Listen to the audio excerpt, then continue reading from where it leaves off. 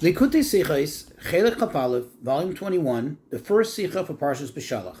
This Sicha will speak about the greatness of the desire of the Bnei Yisrael for the loot, for the booty of Kriyas Yamsuf, all that the Mitzrayim shed as they drowned in the Yam. Also, the application of it to us in our times. Just as a quick introduction, something to familiarize ourselves with, there's a concept called mitzvah oiveres, which literally translates a passing mitzvah versus a mitzvah that's not passing. And the issue is that if you have a mitzvah that is passing, meaning if you don't do it now, then there won't be an opportunity to do it later, or it's not going to get done at all. Then the rule is that can push off or could push away even a more important mitzvah, such as saying, for example, the study of Torah, which normally you cannot interrupt any study of Torah for any other mitzvah. Or even if somebody is actively engaged in doing a mitzvah, you don't stop one mitzvah to do another. However, if it's a mitzvah that's oiveres, that is going to pass and will not have any other opportunity for it to be fulfilled, especially by you, then the rule is that can call for a good enough reason to abandon, so to speak, one mitzvah and go do this mitzvah. So on the pasuk in chapter 15, verse 22, where it says, "Vayasa Moshe b'nei Yisrael miyamsuf," that Moshe Vayasa doesn't mean he traveled, but he made them travel away from the Yamsuf. This is after they experienced the miracle of the splitting of the sea. It tells us how Moshe almost forcibly made him go away. And indeed the Medrash says, and Rashi actually even quotes it, that Hesion Bal Karcham, he forcibly made him go away. And as the Chazal explained to us, that the Bnei Yisrael were so involved, were so immersed, were so excited about collecting as much as possible from the booty, from the loot that the Egyptians shed at Yam Suf, that they didn't want to go. In fact, it was greater than what they took with them from Egypt. That's what the sages tell us. So it was so enormous, it was so great, they couldn't leave until Moshe forced them to leave. But the question is, the obvious question, we know that the revelations at Kriyas Yamsuf were so great. They were the greatest revelations possible. As it says, Hashem himself revealed himself to them, to the extent, as we say in the Az Yashir, Moshe, they were able to point and say, this is God. You can only say this when something is present. God was openly revealed and present. And in fact, the sages tell us, and this is to the extent that even a simple maid servant experienced revelation of godliness by Yam Suf even more than the greatest of the prophets did.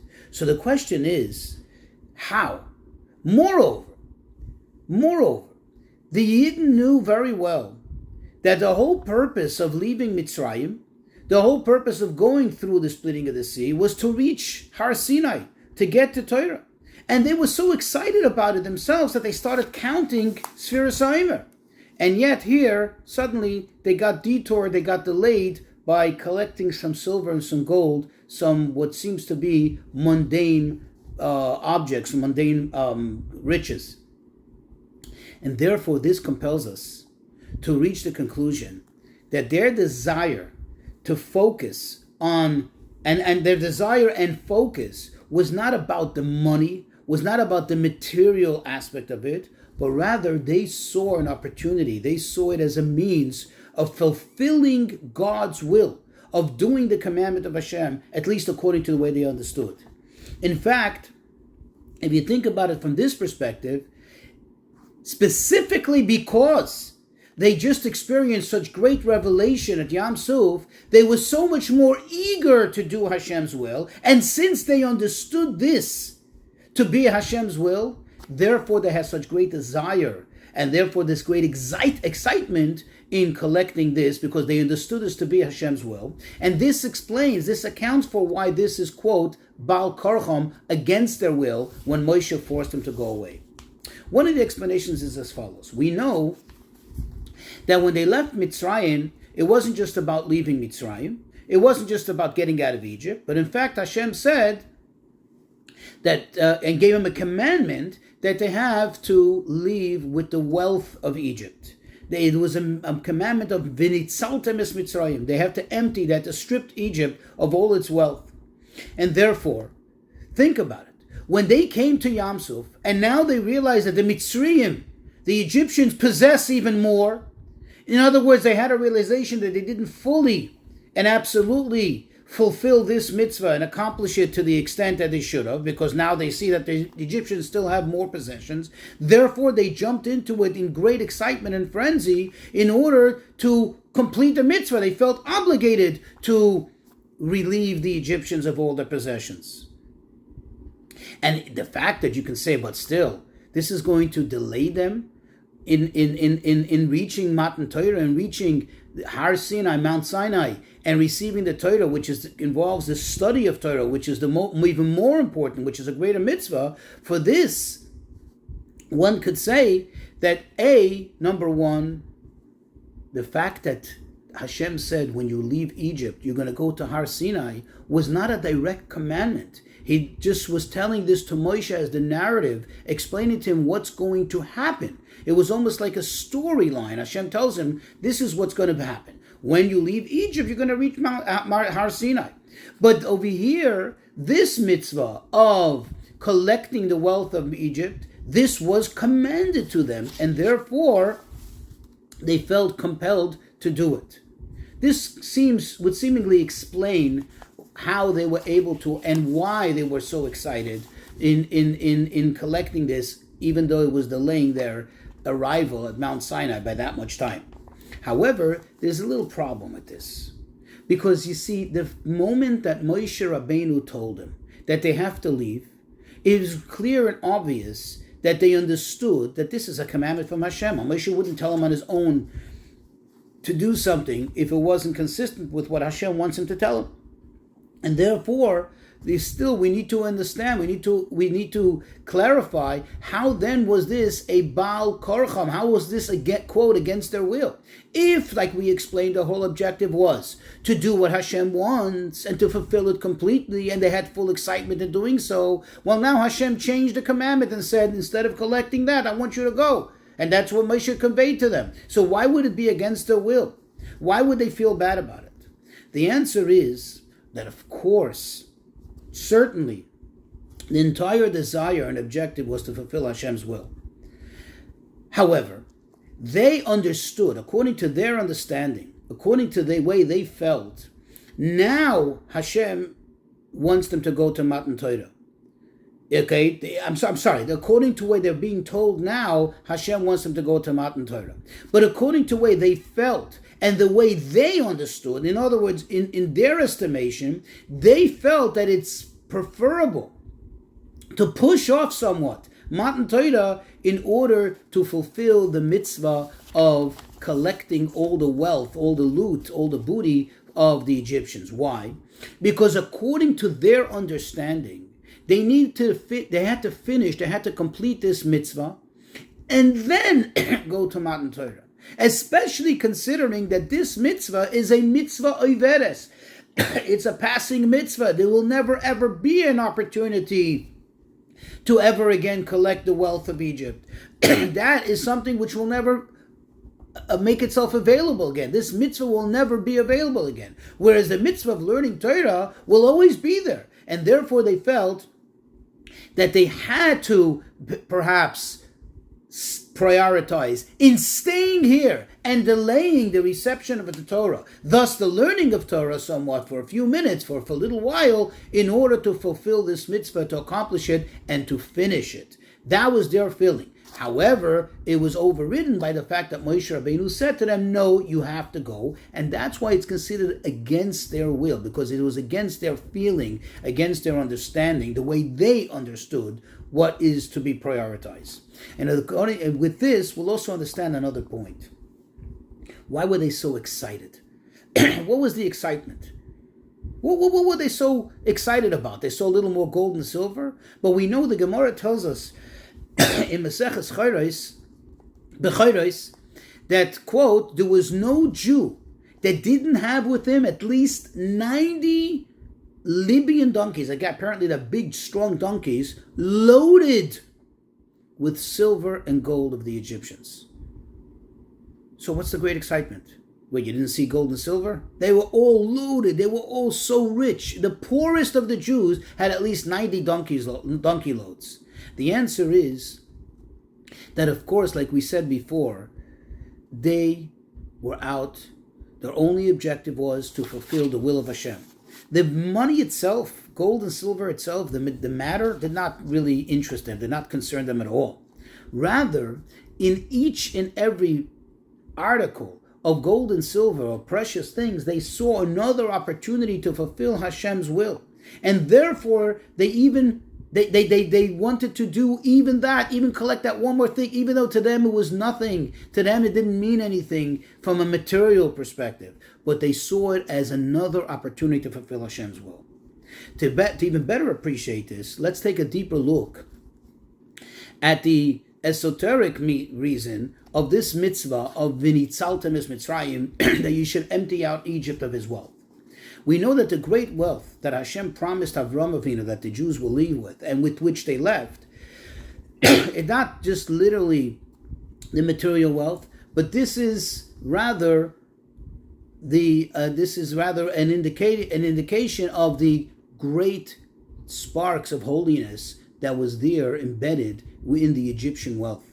And the fact that it now transferred to the ownership, to possessorship of the Bnei Yisrael, it became now elevated to Kedusha, and this in fact is the ultimate fulfillment and accomplishment of Hashem's desire in having a dira b'tachtonim, a dwelling place down here in the lowest of the elements of the world, because there's nothing lower than Egypt. There was no greater tumah, impurity, than the Mitzrayim, and by their possessions now becoming owned in the ownership of the Jewish people, this became elevated to such high kedusha from one extreme to another. And therefore, excuse me, when they came to Kriyas Yamsuf and they saw that there's another opportunity to elevate even more sparks of holiness, they couldn't forego it. They couldn't just allow it to slip away. And therefore, because of all the revelations they had, they felt compelled to forego their own, so to speak, their own spiritual welfare, namely in learning Torah and getting closer to Torah, just to accomplish what they understood, what they thought to be Hashem's will, which is to elevate the sparks of holiness, to make a Dira Tachtonim. And this is the reason why it was Baal Korchan. Now we can understand esoterically what was so, quote, against their will, that Moshe forced them. Why was it considered to be like a force? If this is what Hashem wants, this is what Hashem wants. Understandably, they wanted to do what Hashem wants. But Baal Korcha means that it was against the way they understood. It was in contrast to the way they felt that what needs to be done now. Because they're seeing in front of their eyes. They see a golden opportunity of elevating sparks of holiness, of taking possession of the wealth of Mitzrayim, which is Tumah, and bringing it to Kedusha. What could be greater than this? And they felt like we must do it right now. But yet Moshe says to them, no, now you have to leave. And interestingly, says the Rebbe, that moreover, the fact that Moshe Rabbeinu told them, now you have to leave and go to get the Torah, now that no longer is effectively a mitzvah. In other words, the Rebbe compares it to, for example, eating matzah. We know that when you eat matzah on the night of Pesach, you have the greatest accomplishments. It actually, as the Zohar says, it actually infuses your emunah, your faith. It literally lights up your faith from within you by eating the physical matzahs, the bread, the flour and water that was baked in that manner. But when you eat it on the night of Pesach, it becomes wow, it becomes a food of faith. However, if you eat matzah any other time in the year, you're eating matzah, you're eating hard bread, you're eating crackers. In other words, if it's not the right time, if the Moshe Rabbeinu tells you, now is not the time for it, it no longer is an ideal. Not only it's no longer ideal, but it may not be effective at all. And therefore, For them, it was Baal Karacham because they felt differently. But in truth, it wasn't against them. On the contrary, now the mitzvah, so to speak, stopped being that and became a new mitzvah, a totally different mitzvah, and a different course. Says the Rebbe, from this we can get a tremendous and a wonderful hayra, directive.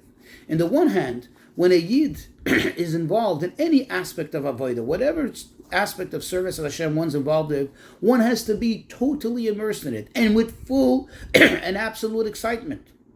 However, when a directive comes from the Shulchan Aruch or from the Moshe of the generation, which is obviously the Rebbe, then you have to immediately seize what you're doing and go over into another mode of service of Hashem.